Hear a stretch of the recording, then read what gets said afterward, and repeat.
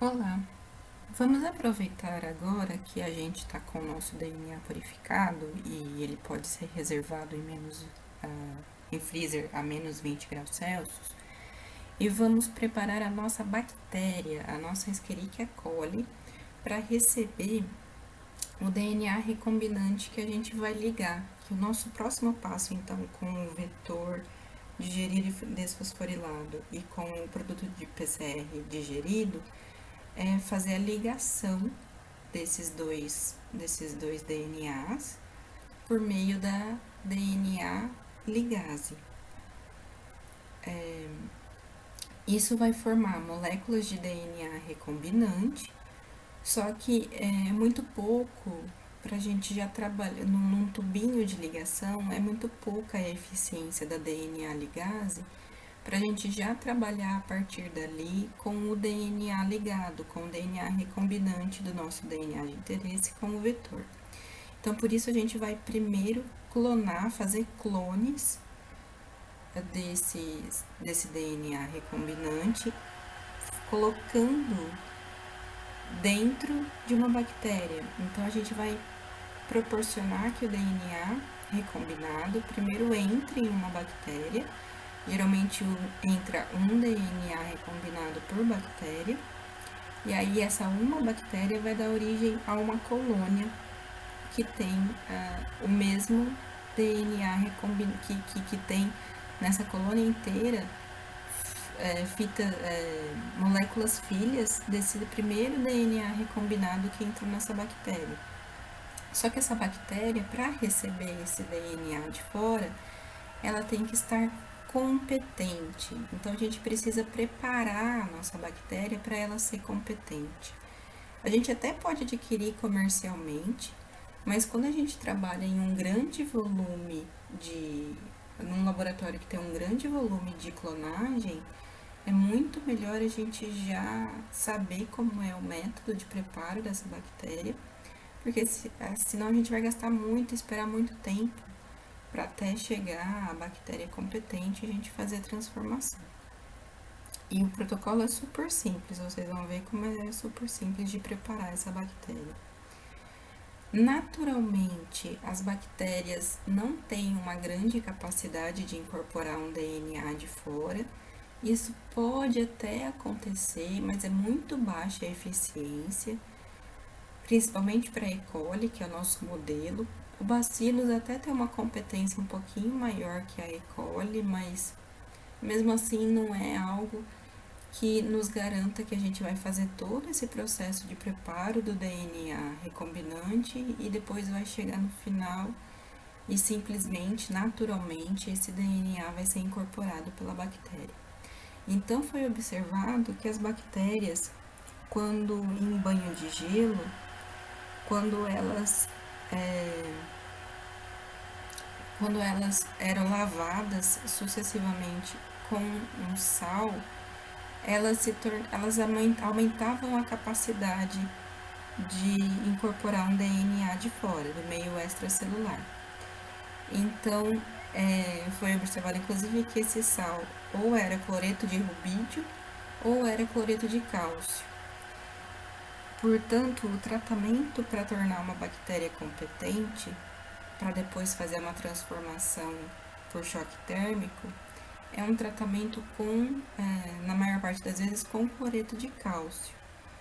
Não se sabe muito bem ainda o que acontece, só se sabe que o cálcio, principalmente, ele provoca alguma alteração no DNA, possivelmente por ser uma carga positiva que fica próxima à parede da bactéria. O cálcio acaba atraindo o DNA para perto da parede da bactéria, e depois é justamente o choque térmico que vai fazer com que aumente a agitação das moléculas da parede da bactéria. Com isso, são abertos poros nessa parede e o DNA que está ali perto vai entrar. Então, o nosso plasmídio, nosso DNA recombinante que está perto dessa bactéria vai entrar. Então, essa é a explicação da transformação, mas justamente baseada nesse tratamento que a gente vai fazer agora para tornar essa bactéria competente. para ter eficiência de incorporar um DNA do meio extracelular. Então, vocês vão ver no vídeo que primeiro foi feito um pré-inóculo de uma Escherichia coli em meio de Luria bertani, e esse pré-inóculo foi mantido a 37 graus Celsius por cerca de 16 a 18 horas em agitação. Depois eu diluí 1 para 100 em 25 ml do mesmo meio de cultura e incubei de novo menos de 2 horas na mesma temperatura, até que fosse atingida a densidade óptica de 0,6 em um comprimento de onda de 600 nanômetros.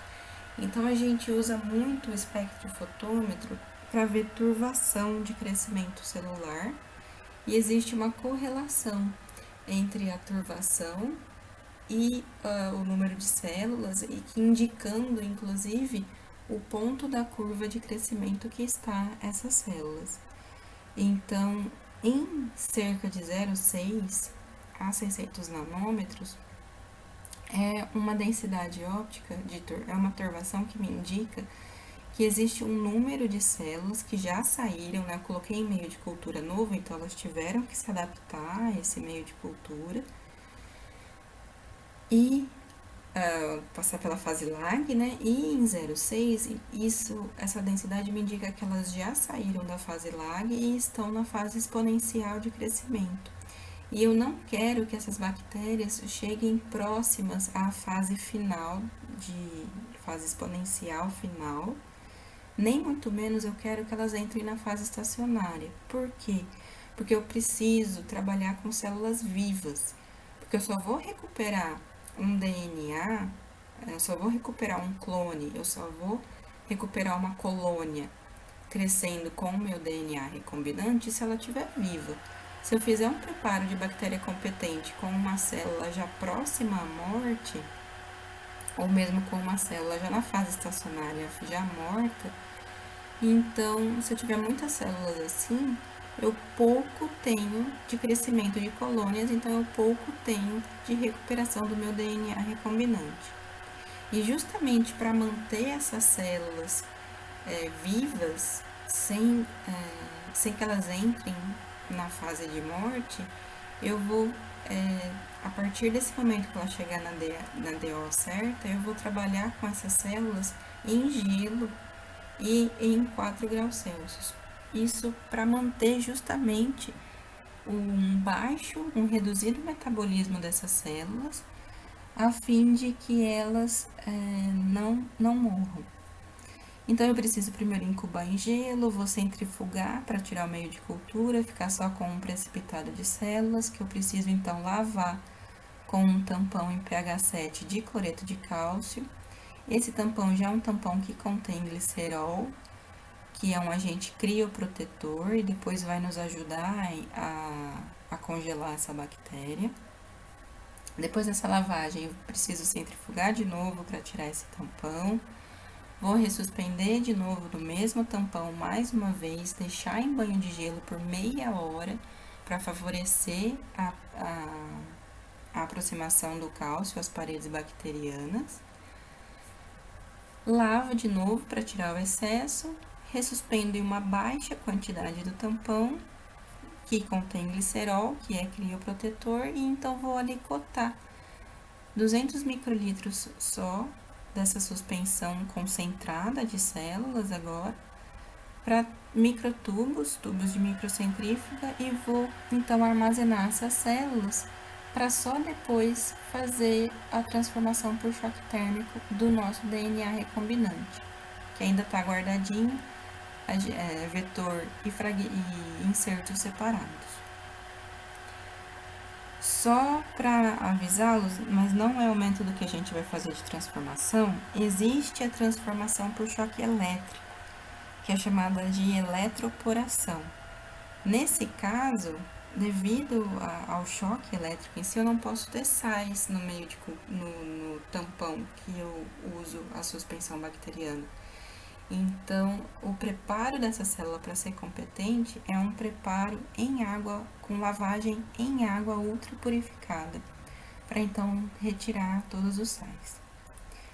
Vamos ver o vídeo e no final dele a gente simplesmente só congela as células, para depois usar na transformação, então.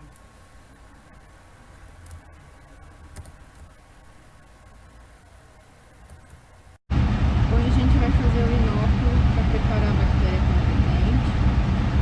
Na verdade, a gente vai fazer um pré-inóculo, que consiste em pegar uma amostra de bactéria em placa. Geralmente a gente mantém essa bactéria congelada a menos 80, descongela em placa de meio sólido para ver o crescimento dessa bactéria, ver a formação de colônias, e depois então retira uma amostra da placa e passa para uma quantidade pequena de meio de cultura, não precisa ser muito grande, só para ativar o metabolismo dessas células para que elas se dividam e então eu tenha uma grande quantidade de células para começar a fazer o protocolo em si, seja qual for. No caso, a gente vai usar esse pré-inóculo para fazer bactéria competente. Então, esse meio de cultura aqui é chamado de Luria bertani. A nossa bactéria competente, ela é comercial. Nós mantemos ela congelada, mas ela foi adquirida na primeira vez comercial. É uma Escherichia coli não patogênica. E a linhagem dela é denominada de DH5-alfa. Ela é uma bactéria preparada para não ser patogênica, então não fazer conjugação, e para que eu possa prepará-la para ser competente de adquirir um plasmídio. E é esse protocolo de torná-la competente que a gente vai fazer dessa vez. Para isso, então, eu preciso ativar, eu preciso coletar uma amostra de bactéria em meio sólido e ativar o crescimento dela, amplificar o número de bactérias usando o meio líquido.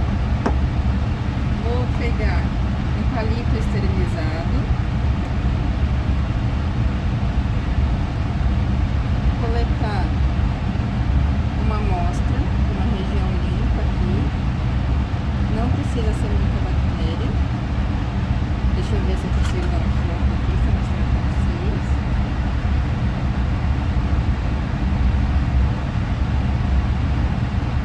Não estou conseguindo dar.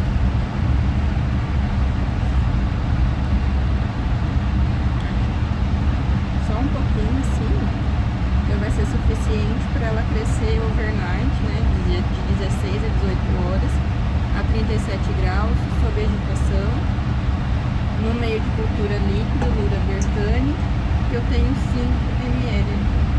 Então, vou abrir o tubo, coloco o inóculo aqui na parede, com o palito, e vou com o meio de cultura buscar essas células.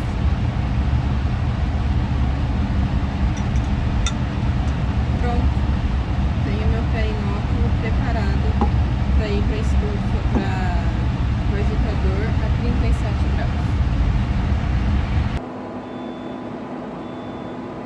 Vou colocar o tubo de ensaio no agitador. Então, numa estante dentro do agitador, fechá-lo. A temperatura logo chega a 37 graus, ali ainda está aquecendo.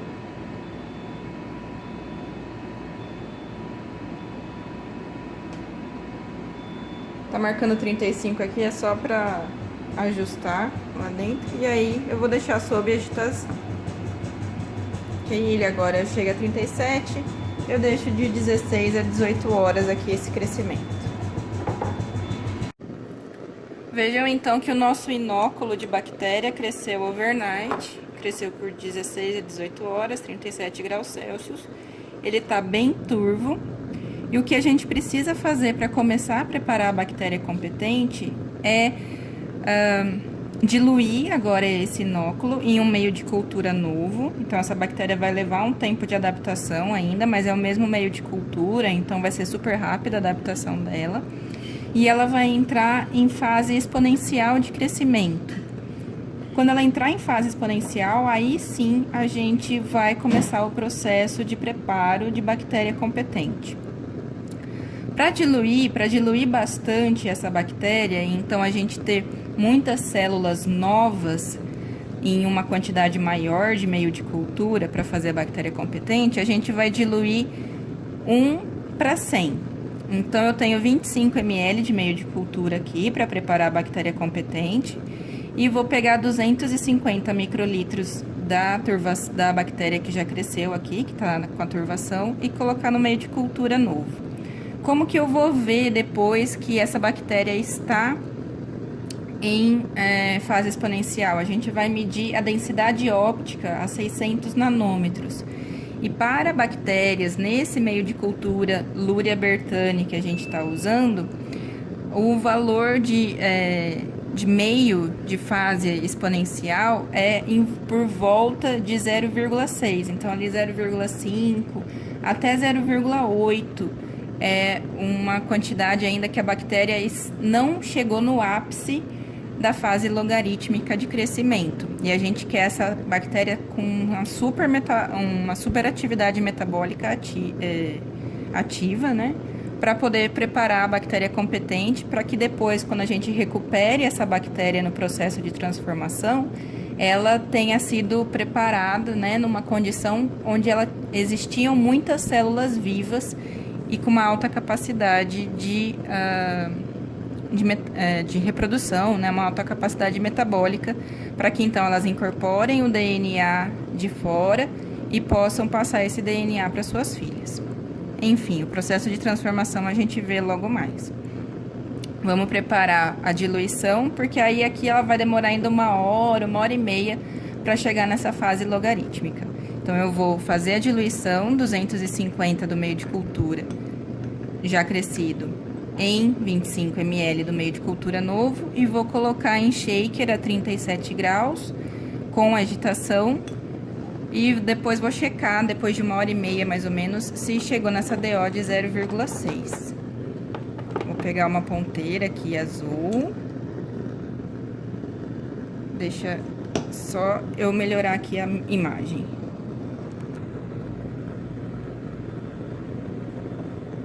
Peguei a ponteira azul, homogenizo o meio para que não tenha células no fundo dele.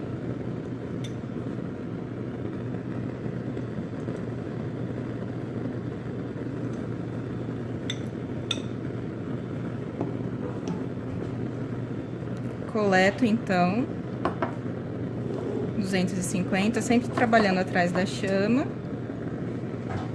Vou colocar os 250 em meio de cultura novo. Flambar aqui a boca do tubo e incubar.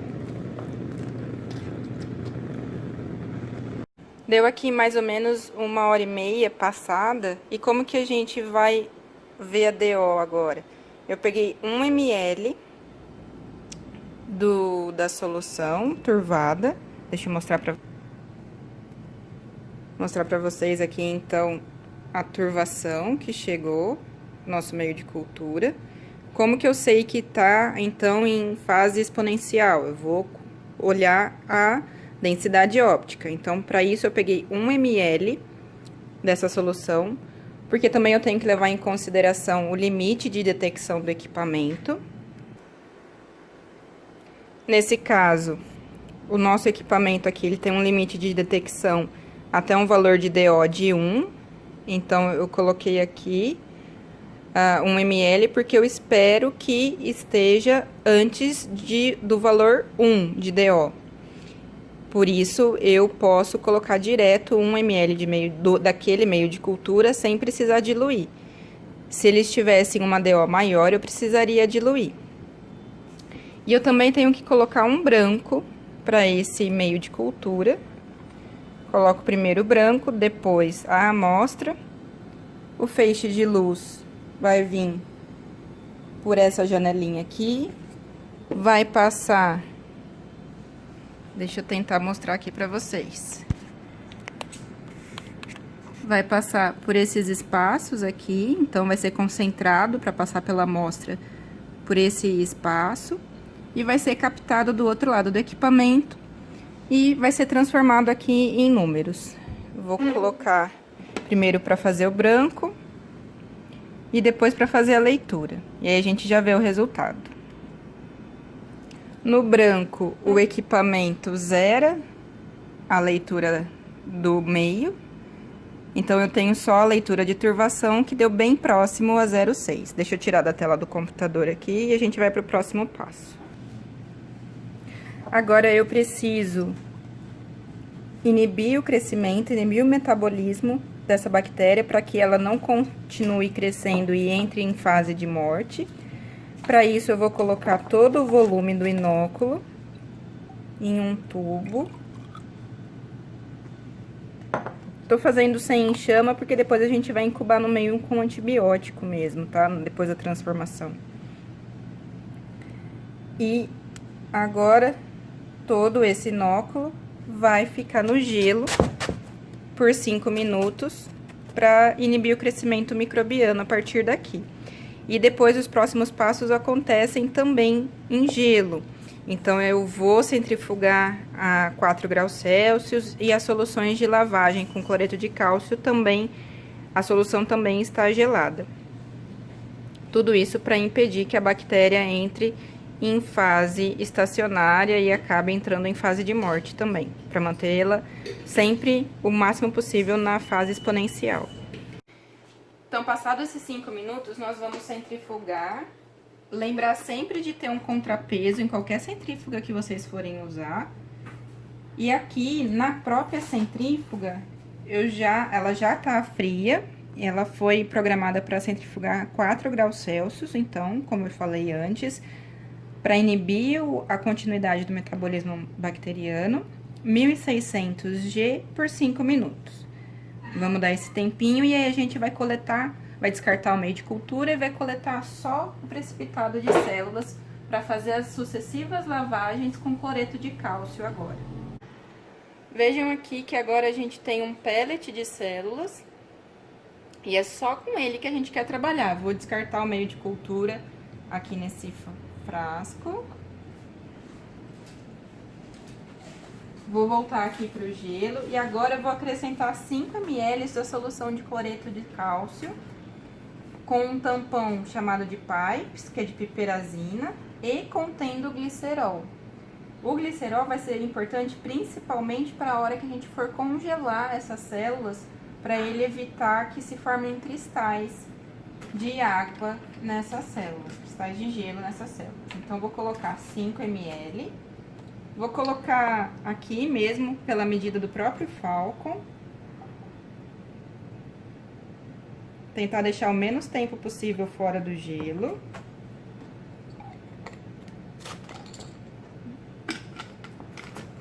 E vou usar uma ponteira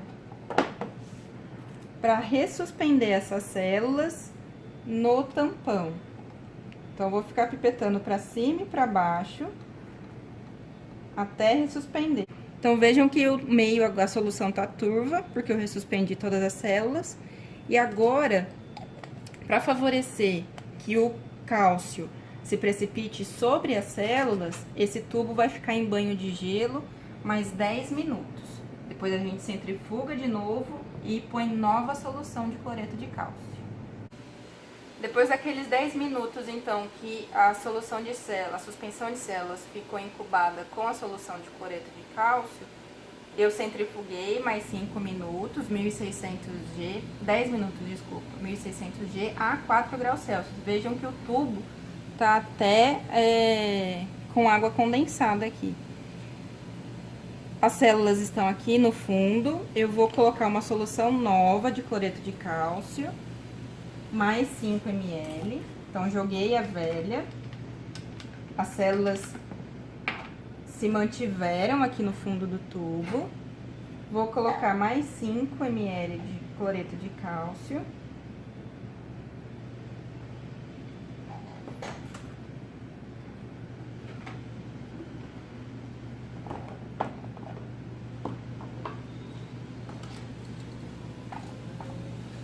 vou ressuspender essas células novamente. Agora que eu ressuspendi o pellet de células, essa suspensão vai ficar de novo em gelo para garantir a formação de uma carga positiva ao redor das paredes. E para ir, devido ao cloreto de cálcio, ao cálcio no caso, né? E para que isso aconteça, para que essa carga positiva do cálcio fique ao redor, o cálcio, né, em si, fique ao redor das paredes bacterianas, a gente vai deixar aqui meia hora no gelo, incubando. Depois nós vamos centrifugar mais 10 minutos. E aí a gente já vai separar essas células em várias alíquotas, em microtubos, para usar essas alíquotas de células bacterianas para fazer a transformação depois da nossa reação de ligação do DNA recombinante. Ficou meia hora no banho de gelo, centrifuguei para agora concentrar o pellet de células, já descartei o líquido. Vou concentrar esse pellet de células agora em somente 1 ml da solução de cloreto de cálcio. Então, não vou colocar mais 5 ml como antes, porque antes era só para lavagem, para preparo e lavagem da amostra. E agora minhas células já estão prontas, já estão competentes. Eu só vou usar o mesmo meio de cultura, a mesma solução tampão de cloreto de cálcio com glicerol para ressuspender e congelar. Então, ressuspendi essas células. E agora a gente vai alicotar 3 tubinhos pra gente vai ser suficiente, porque nós temos 2 reações de ligação. Então, vou fazer só um tubinho a mais. E vou pegar 200 microlitros dessa suspensão de células para passar para cada um desses tubinhos. 200 microlitros, 200 no outro.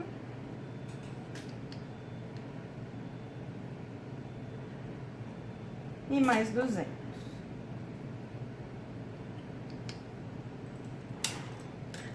Então, agora... Ai, peraí só.